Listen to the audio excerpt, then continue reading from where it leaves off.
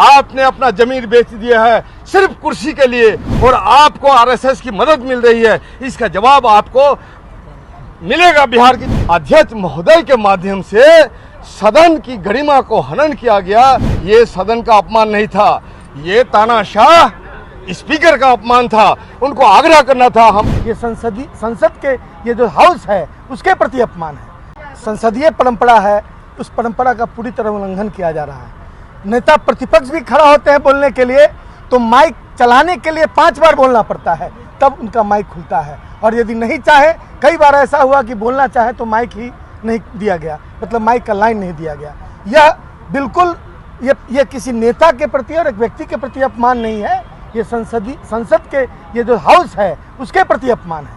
क्योंकि यह कोई क्लासरूम नहीं है कि तुम जाके सीट पर बैठो और तब मैं कोई इजाज़त दूंगा। यह एक जनता के विचारों का संगम है, जहां जनता से वोट लेकर लोग आए हैं। हर मेंबर को अधिकार है अपनी बातों को रखने का, बिल्कुल डिसिप्लिन होना चाहिए, लेकिन उस डिसिप्लिन का पालन एक तरफा किया जा रहा है। जो एक तरफ सत्ता पक्ष के लोगों को कुछ भी बोलने के लिए और कभी भी बोलने के लिए इजाज़त दी जा रही है, छूट दी जा रही है, और दूसरी तरफ विपक्ष का व्यक्ति यदि कोई सार्थक बात भी बोलना चाहता है, आज नेता प्रतिपक्ष नहीं है, नेता प्रतिपक्ष के बाद जो बैठे हुए वरीय नेता हैं उन यदि बोलना चाहते हैं तो उनके माइक को बंद रखा जाता है, उनको इजाज़त नहीं जाती है। इस बात का हम पूरी तरह पुरजोर विरोध करते हैं और हम चाहते हैं कि संसदीय परंपरा के अनुसार सदन चले, और नहीं तो विपक्ष एकजुट है इस विषय पर और अंत तक लड़ेगा जब तक इसमें सुधार नहीं होगा। धन्यवाद। विधानसभा के सदन के अंदर लोकतांत्रिक जो प्रक्रिया अपनानी चाहिए उसकी हत्या हो रही है। बजट सेशन की शुरुआत हुई ही थी, हमारे विपक्ष का कट मोशन था। कांग्रेस के हमारे माननीय सदस्य अजय कुमार सिंह जी ने जो ही बोलना शुरू कर दिया और बोलने के कुछ ही 2-3 मिनट के बाद माननीय संसदीय मंत्री जो है विजय कुमार चौधरी जी ने हस्तक्षेप किया और हस्तक्षेप के जरिए हमारे जो विपक्ष के हिंदुस्तान ऑल इंडिया के नेता है राहुल गांधी जी उस पर कटाक्ष किया। जब उन पर कटाक्ष किया, ये परंपरा है, जब कोई अनाधिकार अध्यक्ष की मर्जी के बगैर खड़ा होकर के हम पर इल्जाम लगाता है, कटाक्ष करता है, तो हमें भी जवाब देने का हक है और ये परंपरागत नियम है, हमें मिलता है, हर वक्त मिलता है। लेकिन इस वक्त आज ये 4 दिन से ये स्पीकर एकदम तानाशाही रवैया अपना के हम लोग का गला घोट रहा है, लोकतंत्र का गला घोट रहा है। हम तो कहना चाहते हैं, बहस करना चाहते थे, special category status of state अलग चीज है, पैकेज अलग चीज है। स्पेशल कैटेगरी स्टेटस स्टेट के बावजूद भी पैकेज मिल सकता है।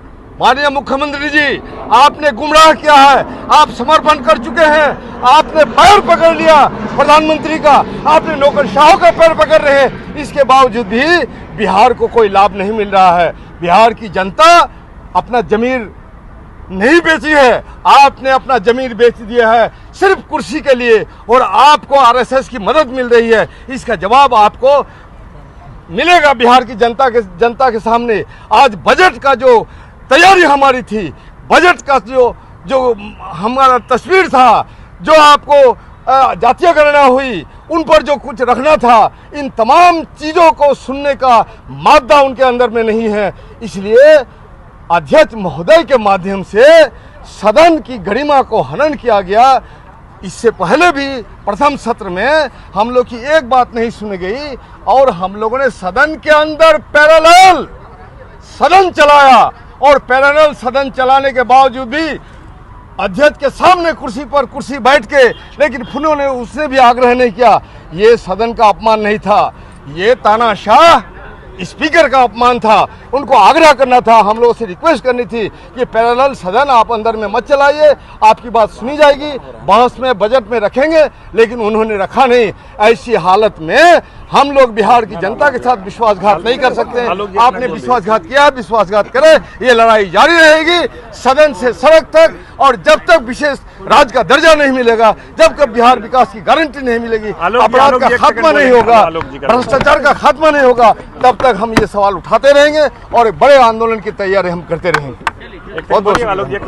पनोरमा ग्रुप, जो सोचता है वो करता है, आपके अपने सपनों का आशियाना। ये लो मुंह मीठा करो, आज मैंने अपना जॉब छोड़ दिया, अब हम पूर्णिया वापस जाएंगे। जॉब छोड़ दिया है?